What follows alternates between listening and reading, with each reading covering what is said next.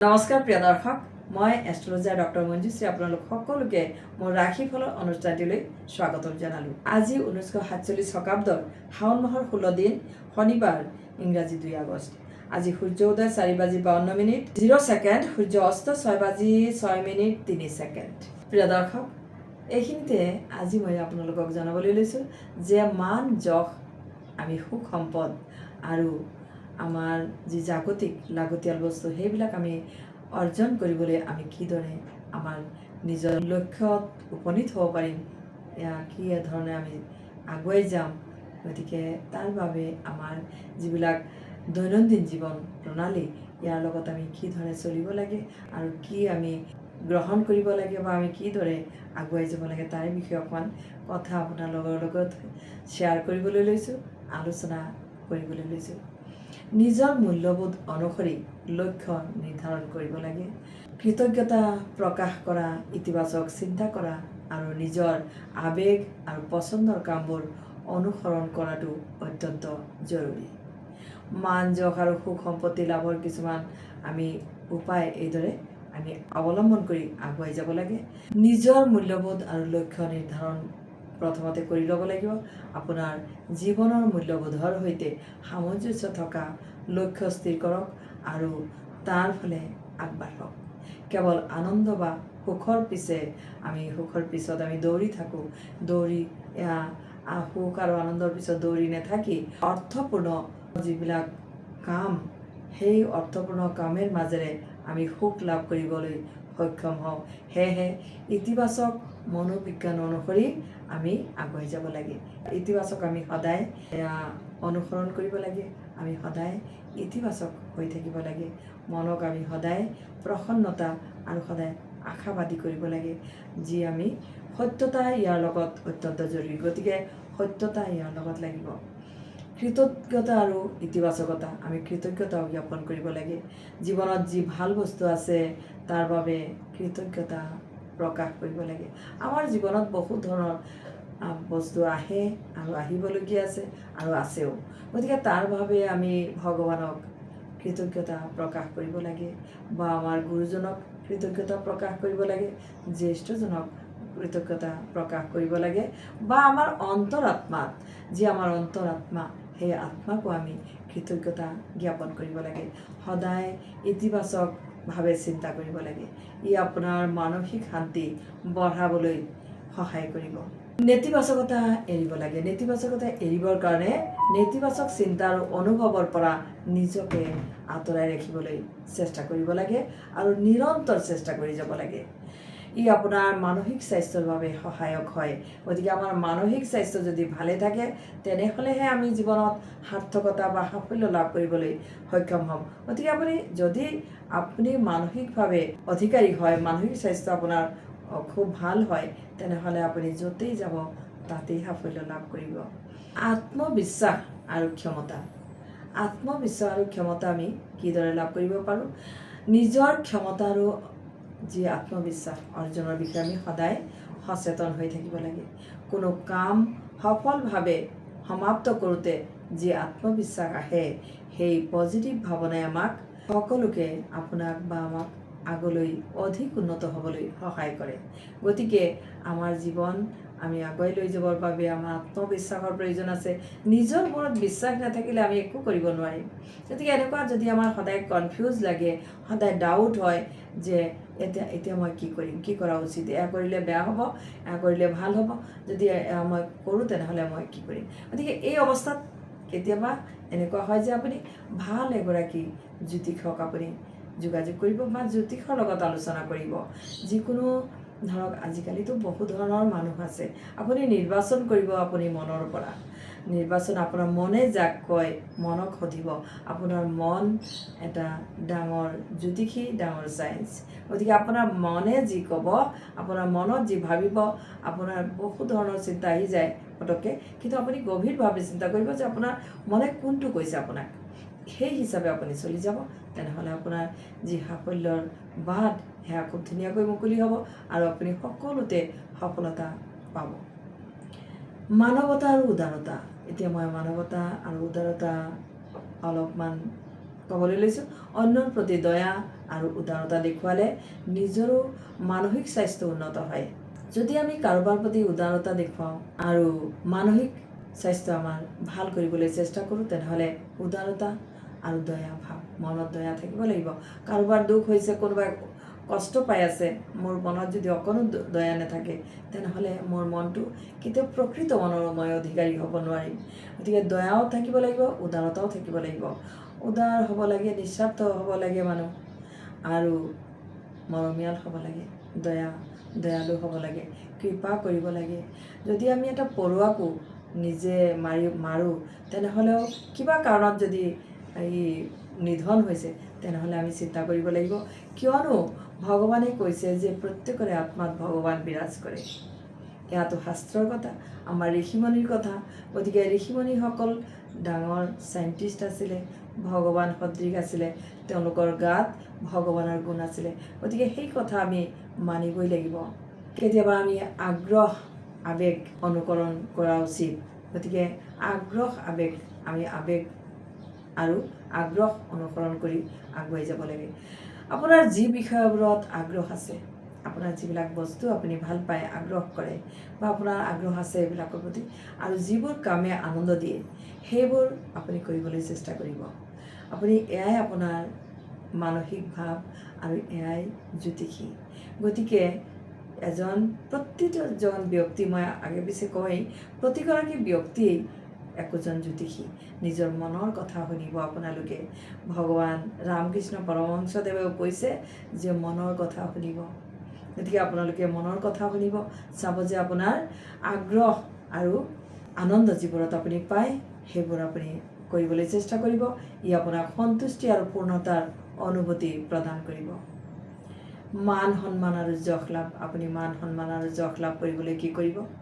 এয়াতো মানুহৰ অত্যন্ত প্ৰয়োজনীয় বস্তু। মান সন্মান, যদি কাৰোবাৰ অপমান হয়, সেয়া মৃত্যুতুল্য। 3 বাৰ মানুহৰ মৃত্যু হয়। কেনেধৰণে? এটা সৰু কথা কৈছোঁ মাজতে।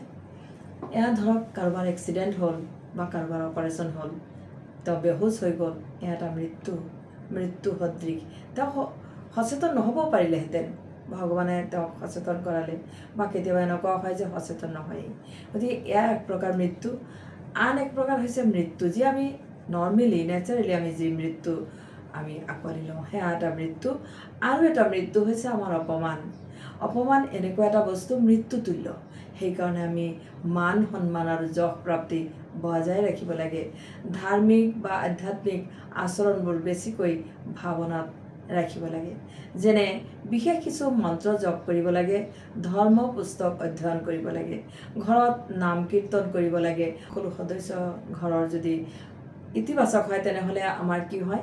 আধ্যাত্মিক আচৰণবোৰ আমি কৰিবলৈ সক্ষম হওঁ। গতিকে এটা ইয়াতে সৰু কথা মই মাজতে আকৌ কওঁ যে আপুনি এইটো কাম কৰিব পাৰে যে ঘৰত আপোনাৰ যি তুলসী গছ আছে, তুলসী ৰোপণ কৰিব, আৰু প্ৰত্যেকেই বৃহস্পতিবাৰে, কেৱল বৃহস্পতিবাৰে অকণমান তুলসী গুৰিত মিঠা বস্তু তাত নিবেদন কৰিব। বাতাচা আটাইতকৈ প্ৰিয় বস্তু গুৰু বৃহস্পতিৰ।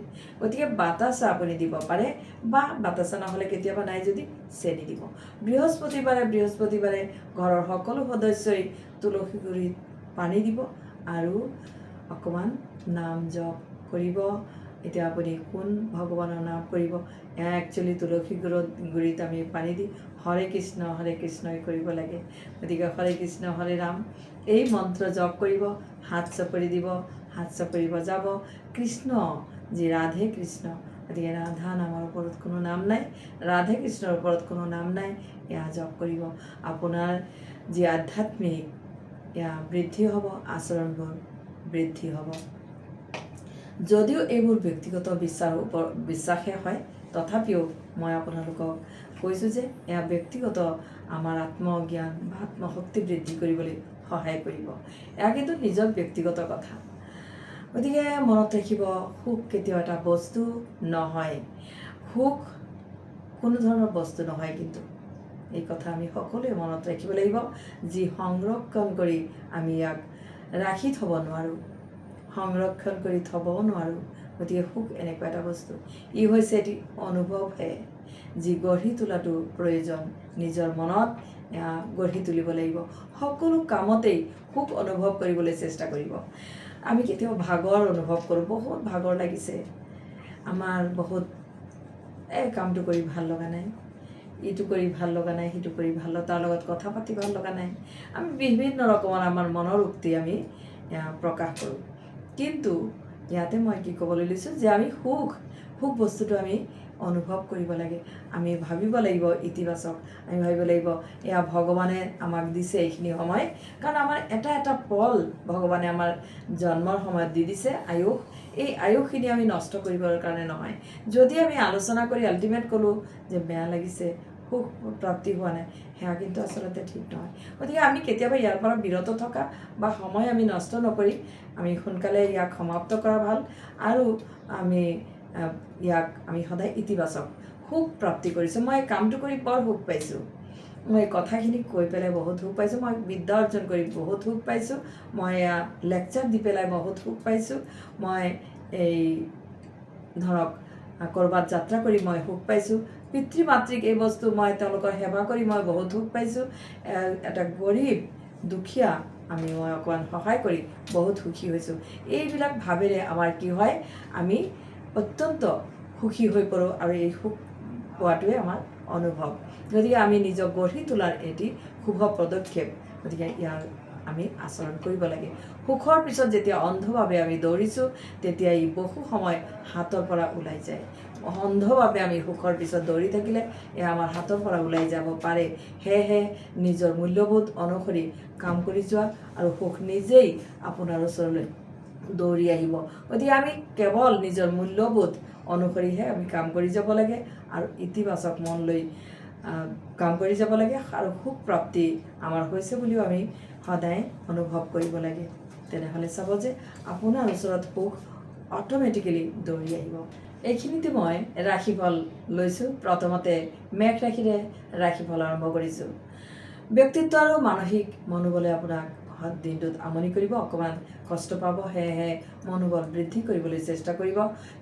দিনটোত হঠাৎ ভুল সিদ্ধান্ত হ'ব পাৰে, তাৰ বাবে আপুনি সতৰ্ক থাকিব।